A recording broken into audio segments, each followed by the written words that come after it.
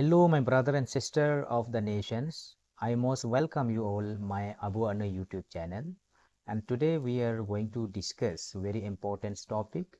The topic is administration change during the British conquest of India and the role of Governor General of India.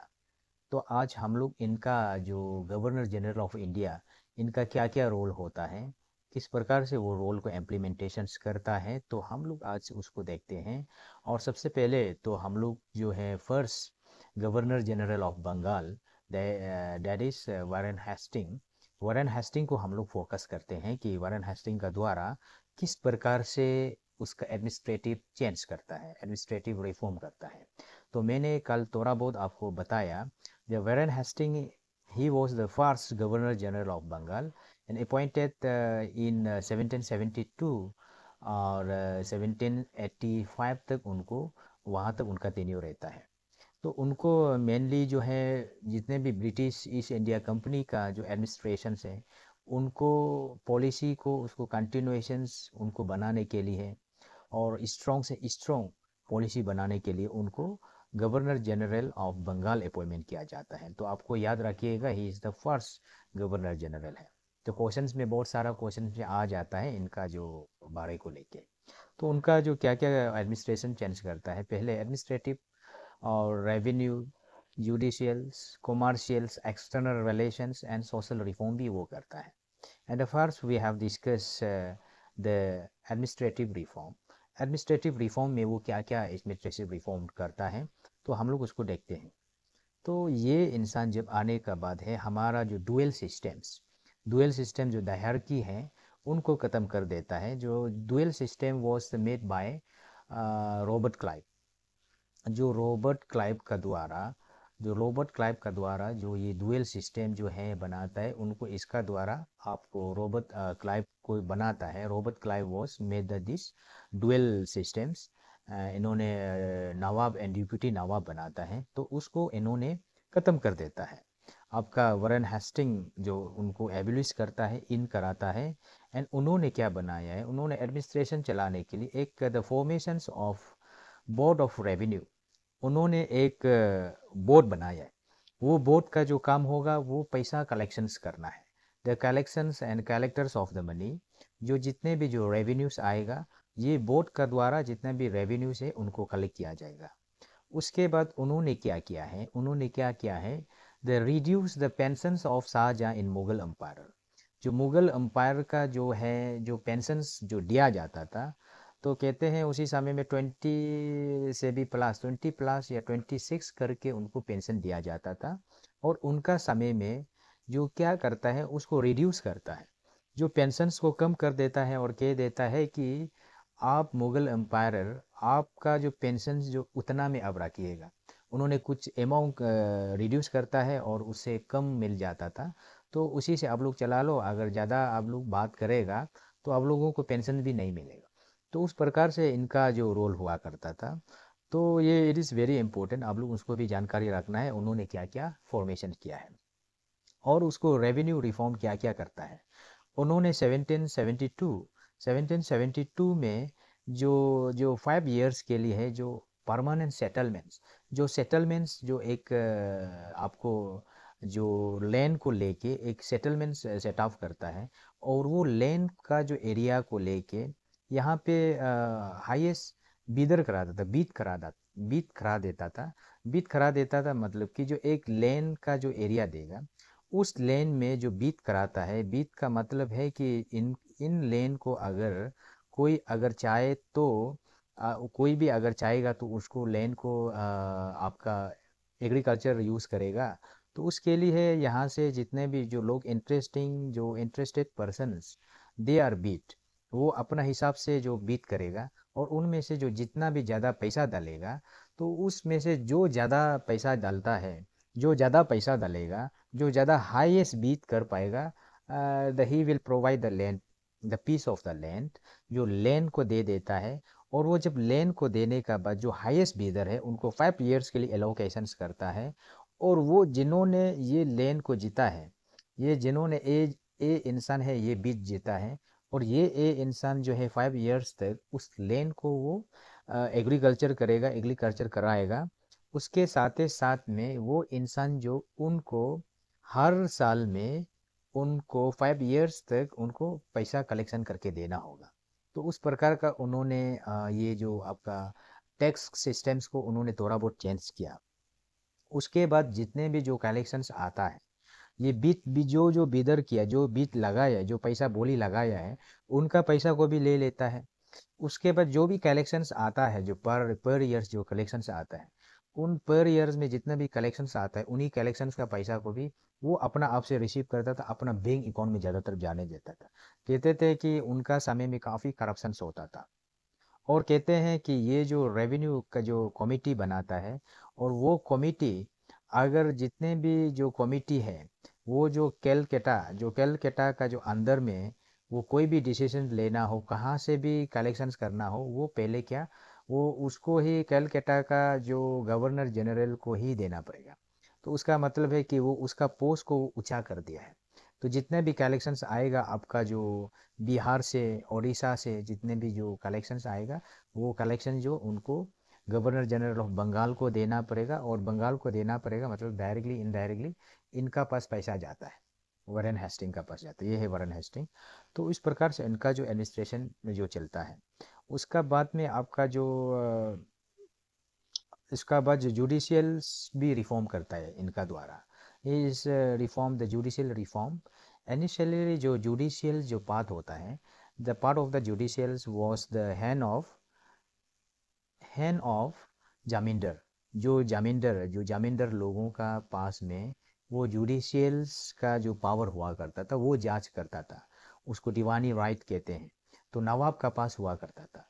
तो उन्होंने क्या किया है, ये regulating act का द्वारा, मैंने थोड़ा बहुत आपको कल बताया, रेगुलेटिंग एक्ट का द्वारा सुप्रीम कोर्ट का इस्टाब्लिश करता है। और सुप्रीम कोर्ट में इस्टाब्लिश करता है, द सुप्रीम कोर्ट विल जज एंड वट एवर विल, जो जो भी पनिशमेंट दिया जाएगा और जो भी जो कानूनी तौर पर वो सुनाया जाएगा, is the power to supreme court. तो इन्होंने क्या किया है, इन्होंने क्या है कि मैं यहाँ का गवर्नर जनरल ऑफ बंगाल है, जो यहाँ का मैं गवर्नर है, मेरा पास वो पावर होना चाहिए। तो उनका कारण से जो ब्रिटिश का जो पार्लियामेंट है, और इनका साथ में जो वॉरेन हेस्टिंग का साथ में भी कहीं ना कहीं कन्फ्लिक्ट लगता है। जो उनका जो डिबेट चलता है कि वॉरेन हेस्टिंग ये कहते हैं कि वो जुडिशियल पावर जो मेरा पास में होना चाहिए, सुप्रीम कोर्ट मेरा अंदर में रहना चाहिए। तो उस प्रकार से वो कहीं ना कहीं ईस्ट इंडिया कंपनी और आपका जो ब्रिटिश गवर्नमेंट, जो लंदन का जो ब्रिटिश कंट्री का जो दोनों का आपस में, गवर्नमेंट का आपस में कहीं ना कहीं आपका वी कैन से कि कहीं ना कहीं वहाँ में चर्चा होता है। तो उसमें फाइनली आपको ये जो सुप्रीम कोर्ट का जज को अपॉइंटमेंट करने के लिए आपको फाइनली ये गवर्नर जनरल ऑफ बंगाल का हाथ में हो जाता है।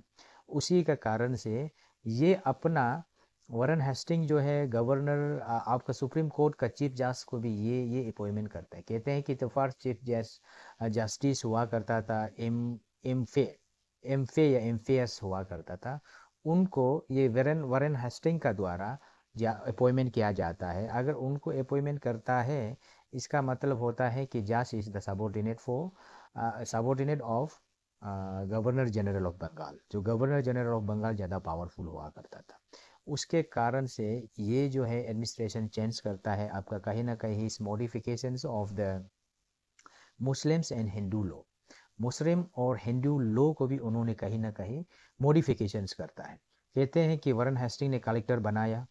उसका बाद दीवानी अदालत का मतलब है वो सिविल का काम करेगा, सिविल लॉ। जो सिविल का लॉ को, जो रेवेन्यूज और जितने भी रेवेन्यूज का पार्ट है, उनको संभलने के लिए, उनको एक उसको जांच करने के लिए आपका सिविल लॉ बना दिया जाता था। उसका बाद उन्होंने ही फौजदारी अदालत भी बनाता है। फौजदारी अदालत का मतलब है ये मोहम्मदन लॉ हुआ करता था, मतलब कि हिंदू लॉ, मुस्लिम्स का लॉ हुआ करता था। क्योंकि इंडिया में उसी समय में ज़्यादातर majority and the rule by the Muslims in in जो मॉडर्न इंडियन। तो उसका कारण से ये मुस्लिम्स का लॉ को भी कहीं ना कहीं उन्होंने चेंज करता है, और ये कहते हैं कि ये जो फौजदारी सिस्टम से ये जो सिस्टम जो आपका मुस्लिम्स का लॉ बन जाएगा। तो उस प्रकार से उनका जो एडमिनिस्ट्रेशंस कंप्लीटली वो हर जो पोर्शंस को टच करके जाता है। उसके बाद में क्या होता है, उनका जो कॉमर्शियल चेंज को हम लोग देखते हैं, कॉमर्शियल में भी उन्होंने चेंज लाता है। द कॉमर्शियल्स में क्या करता है, separations of customs house. Customs house का मतलब जितना भी जो इंपोर्ट करता है, import and export, import and export में जो करता है उनको भी जो कस्टम ड्यूटीज होता है, जो आपको यहाँ से सामान को बाहर लेके जाना है या बाहर से जो सामान आता है, तो उसको ज़्यादा कस्टम ड्यूटी उन्होंने लगा देता है। जो इंडिया को ज़्यादा पैसा देना पड़ता है, और जो ब्रिटिश है या जो यूरोपियंस है उनको कम कस्टम ड्यूटी देना पड़ता था। तो लेकिन जो ऐसे कानून में उन्होंने कस्टम ड्यूटी को काफ़ी बहुत कम से कम करके उन्होंने इंपोर्ट करता है, क्योंकि जितना भी कस्टम ड्यूटीज को जितना कम करेगा उतना ज़्यादा लोग पैसा देगा, लोग उनको चोरी नहीं करके ज़्यादा पैसा देगा। अगर कस्टम ड्यूटी को ज़्यादा करेगा, लोग कुछ लोग उस पैसा को हाइड भी किया जाता था। इसलिए ये कस्टम ड्यूटी को कहीं ना कहीं कम करता है। बट डिफरेंशिएट जो है कि इंडिया को ज़्यादा देना पड़ता था, इंडियन को ज़्यादा देना पड़ता था, और जो फॉरेनर्स है, जो यूरोपियंस है और ब्रिटिश है, उनको कम देना पड़ता है। उसका कारण से, और ये जो और भी चेंज करते हैं, दस्तक। दस्तक का मतलब है ट्रेडिंग परमिट। ट्रेडिंग परमिट के लिए उन्होंने जो पहले जो ट्रेडिंग परमिट और दस्तक इशू करने का जो अथॉरिटी किसका पास हुआ करता था, मुगल एम्पायर का पास हुआ करता था, और आपका जो नवाब का पास हुआ करता था। तो उस चीज़ को भी इन्होंने चेकिंग करता है कि आपसे जो दस्तक दिया जाएगा वो केवल only East India company and governor general of Bengal will be provide, otherwise it not be allow. Otherwise कोई भी अगर प्रोवाइड करता है, दस्तक इशू करता है, इट विल बी इनवैलिड हो जाएगा। तो उस प्रकार का उन्होंने दस्तक को भी काफ़ी स्ट्रिक्टली चेकिंग कराता है, और दस्तक इशू करने के लिए भी अपना पास में रखता है। और उसी का कारण से कहीं ना कहीं भूटान और तिब्बत तक उनका जो ट्रेड चलता था, रिलेशंस किया जाता था। और ये उसका जो कॉमर्शियल रिफॉर्म है। और सोशल रिफॉर्म में क्या करता है वो, एक्चुअली में ये जो आपका Warren Hasting he is very smart. He was very smart because the custom जो सोशल रिफॉर्म में जो इंडियन का जो सोशल्स है, उनका जो सोशल प्रैक्टिस है काफ़ी भयंकर वाला प्रैक्टिस भी हुआ करता था। जैसे जैसे सटी सिस्टम, जैसे सटी सिस्टम जो है ये काफ़ी वी कैन से भयानक प्रैक्टिस हुआ करता था उसी समय में। एक जब हस्बैंड कोई मर जाता है तो उसको जला दिया जाता था, और जब हस्बैंड को जब जलाता है उनका वाइफ को भी साथ ही साथ में जला दिया जाता था। इट वॉज वेरी भयानक, but it was a ferocious practice use by the Indian peoples उसी समय में। तो उस चीज़ को इन्होंने क्या सोचा है, इन्होंने ये सोचा है कि मैं सोशल इशू को सोशल रिफॉर्म में ज़्यादा नहीं करता है। अगर हम सटी सिस्टम्स को अगर हम बात करेगा, उसको रिफॉर्म करने के लिए लाएगा, हमको इंडियन लोग सटी कर देगा। तो उसी का कारण से ये सटी सिस्टम इन चीज़ को उन्होंने फोकस नहीं करता है। इनका कहना है कि वो सोशल इशू को मैंने टच नहीं करना है। तो उसी का कारण से वो सोशल रिफॉर्म ज़्यादा नहीं करता है। और सोशल ये सटी सिस्टम को कहीं ना कहीं आपको ये लॉर्ड वेलेस्ली का कारण से 1829 को वो जो है एबुलिश किया जाता था सटी सिस्टम्स को। उन्होंने क्या किया, उन्होंने सटी सिस्टम ये सब इंडियन का जितने भी जो सोशल जो प्रैक्टिस है उनको ज़्यादा टच नहीं करता है। लेकिन ये इतना उसका जो माइंड जो एक्सपर्ट था कि उन्होंने ये कहा कि हमको इंडियन इंडियन का जितने भी जो सोशल प्रैक्टिस हो रहा है, उनका जो कल्चर से, उनका जो ट्रेडिशनल कल्चर है, हम पहले उनको समझ लेना है। उसका कारण से उन्होंने संस्कृत कॉलेज का इस्टाब्लिश करता है। डायरेक्टली उन्होंने इस्टाब्लिश नहीं करता है, उसका जोनाथन डुनकैन बोल के एक है, उनका साथ में मिल के संस्कृत कॉलेज जो है कलकत्ता में उनका कारण से इस्टाब्लिश होता है। और उनका कारण से ये आपका royal aesthetic society of Bengal, ये सभी उनका कारण से क्रिएशन करता है विथ विलियम्स जॉन का साथ मिलके। तो ये सब क्वेश्चन है काफ़ी, बहुत सारा क्वेश्चंस आते रहता है एग्जाम में, तो आपको जानकारी होना बहुत ज़रूरी है। तो इसलिए मैं आपको जल्दी जल्दी करके जो फैक्चुअल को बता के जा रहा हूँ, तो आपको उसको थोड़ा बहुत मेमोराइज करना होगा। और उसका बाद में जो एक्सटर्नल रिलेशंस है, एक्सटर्नल रिलेशंस में उनको क्या क्या रिफॉर्म करता है हम लोग थोड़ा बहुत देखते हैं।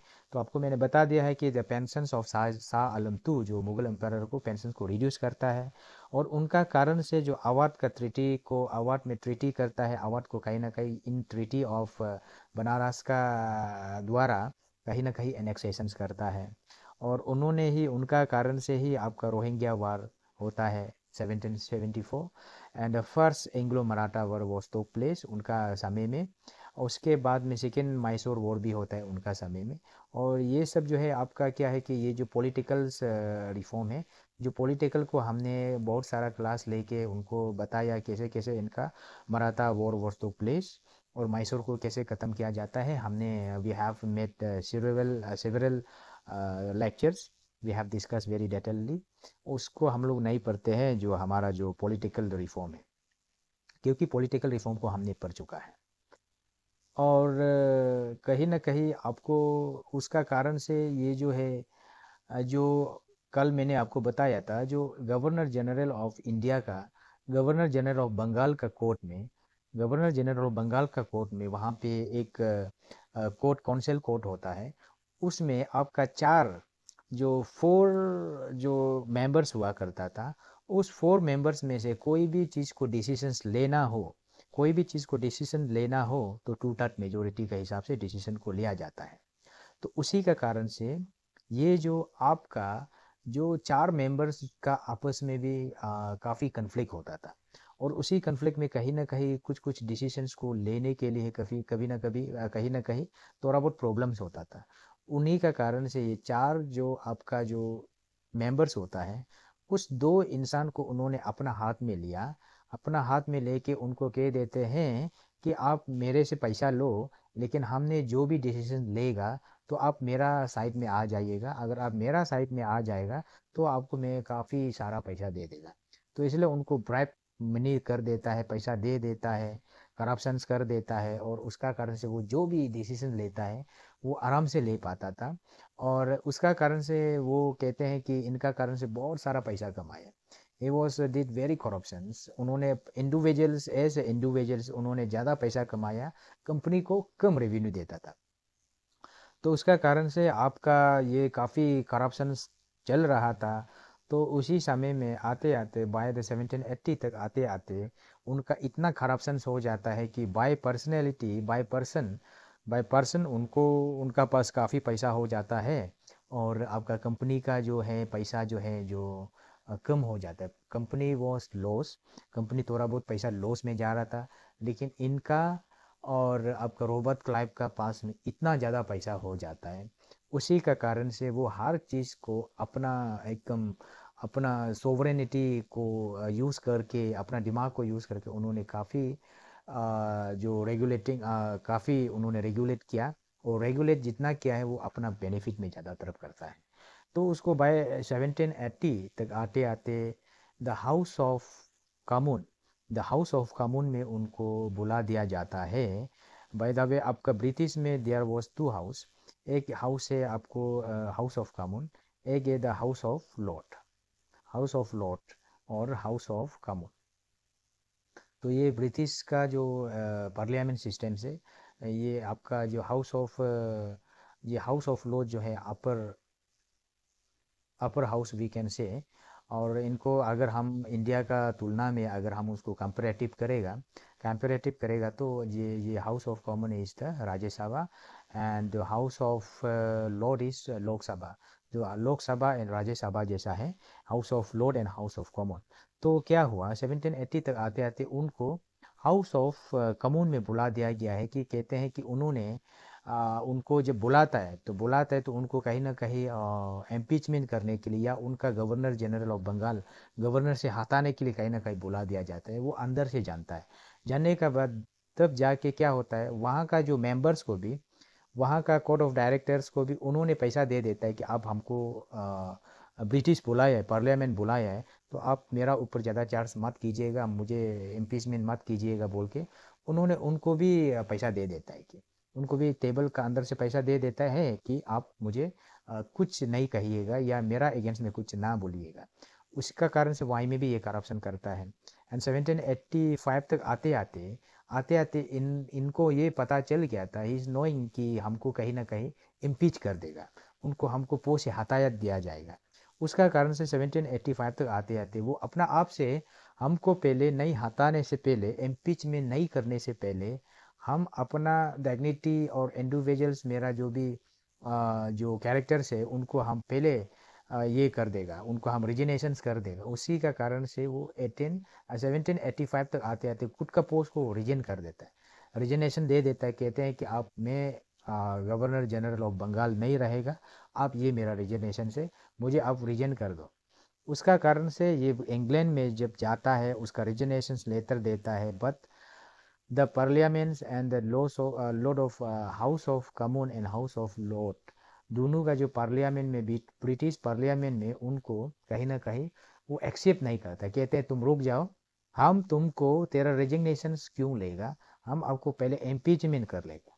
उसका कारण से 1788 तक आते आते ब्रिटिश पार्लियामेंट जो एक मोशन चलाता है, एक उसको कॉल अप करता है पार्लियामेंट में, और उसको कहीं ना कहीं इम्पीचमेंट कर देता है। उसको इम्पीचमेंट कर देता है, आज से आप गवर्नर जनरल ऑफ बंगाल नहीं रहेगा। और उसका कारण से उनको कहानी वहाँ तक ख़त्म कर देता है। और कहते हैं कि वो फाइनली इनका जो डेथ भी होता है वो सुसाइड हो जाता है, इस कमिट सुसाइड। तो उस प्रकार से उनका जो कहानी ख़त्म होता है। तो उसका बाद में कहीं ना कहीं आपका पीच इंडिया एक 1784 में पास होगा, और उसमें आपका लॉर्ड हेस्टिंग का जो वारेन हेस्टिंग का चैप्टर क्लोज हो जाता है, और ये आपका पिच इंडिया एक में आपका कहीं ना कहीं वो दूसरा गवर्नर को अपॉइंटमेंट किया जाएगा। तो आज का लेक्चर्स में हम लोग यहाँ तक कंक्लूड करते हैं। कल हम लोग next governor general of Bengal को हम लोग पढ़ते हैं। तो आप मेरा लेक्चर्स को अगर फॉलो नहीं कर रहा है तो आप फॉलो कीजिएगा, सारा डिटेल्स, द कोई भी पूरा डिटेल्स सीरीज आपको मिल जाएगा। और अगर आपको मेरा लेक्चर्स अच्छा लगा, do subscribe my YouTube channels and click the bell icons so that you can get notification when I upload new videos. So thank you so much and study well.